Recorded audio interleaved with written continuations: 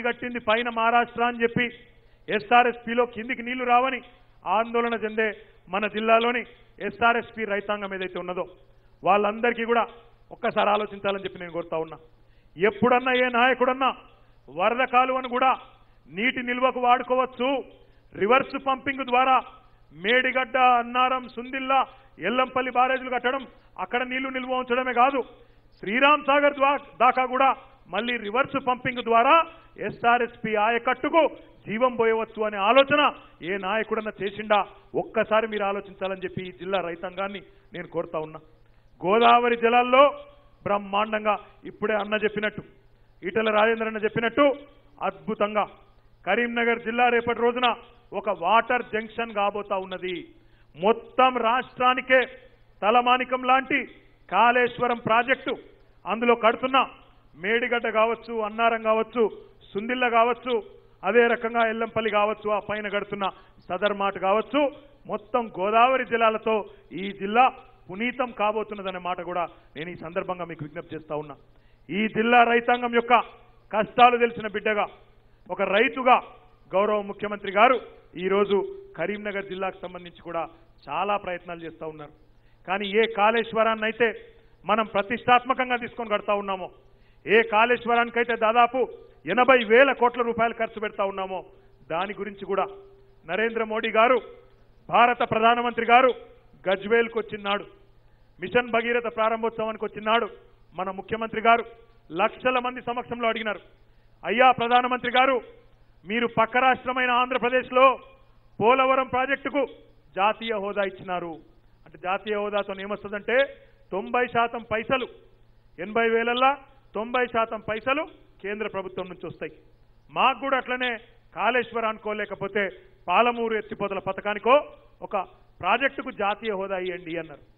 ఆయన నవ్వి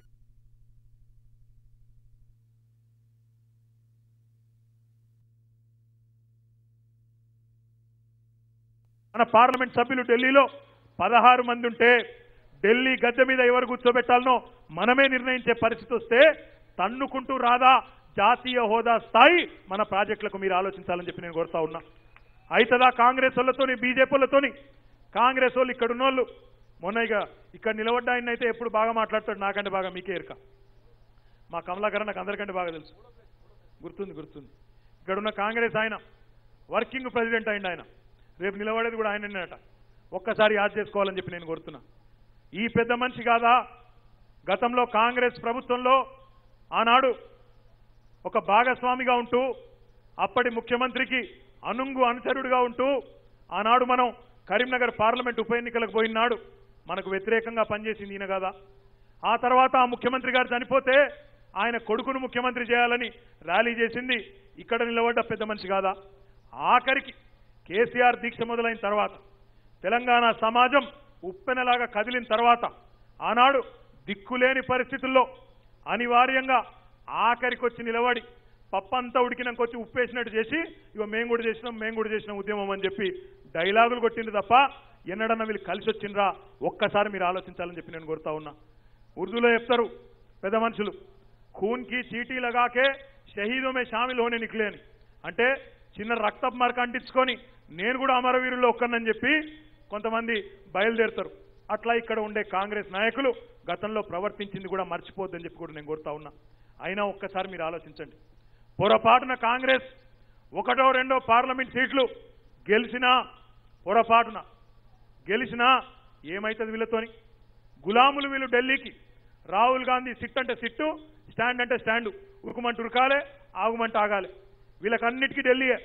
వీళ్ళ టికెట్లన్నీ ఇక్కడ ఇస్తారా? హైదరాబాద్లో ఢిల్లీ టికెట్లకు ఢిల్లీ, బీఫామ్ కావాలంటే ఢిల్లీ, బాత్రూమ్ కావాలంటే ఢిల్లీ దిక్కు చూడాల్సిన వీళ్ళు, ఈ ఢిల్లీ గులాములు వీళ్ళు రేపటి రోజున మనకు న్యాయం చేయగలుగుతారా? మీరు ఆలోచించాలని చెప్పి నేను కోరుతా ఉన్నా. పేగులు వేగదాకా కొట్లాడే సత్తా ఉండే తెలంగాణ బిడ్డలు, తెలంగాణ ప్రజల ప్రయోజనాల విషయంలో, తెలంగాణ రాష్ట్ర ప్రయోజనాల విషయంలో రాజీ లేకుండా కొట్లాడే తెలంగాణ గులాబీలు కావన్నా, ఢిల్లీ గులాములు కావాలన్నా తెలంగాణ ప్రజలు తేల్చుకోవాల్సిన తరుణం ఆసన్నమైందనే మాటను కూడా ఈ సందర్భంగా నేను మీకు విజ్ఞప్తి చేస్తా ఉన్నా. ఎందుకంటే రేపటి ఎన్నిక మనం 16 సీట్లు కనుక గెలవకపోతే రేపటి రోజున మళ్ళీ 1, 2 కాంగ్రెస్ గెలిస్తే వాళ్ళు చేయగలిగింది అయితే ఏమీ లేదు. ఎందుకంటే రాహుల్ గాంధీ గారు ఆయన వల్ల అయ్యేదేమీ లేదు. ఆయన పార్టీ 100 సీట్లు కూడా పరిస్థితి లేదు, ఇటు కాంగ్రెస్ వచ్చే పరిస్థితి లేదు. కాబట్టే ఒక్కొక్క ఎంపీ రేపటి రోజున కీలకం కాబోతా ఉన్నారు.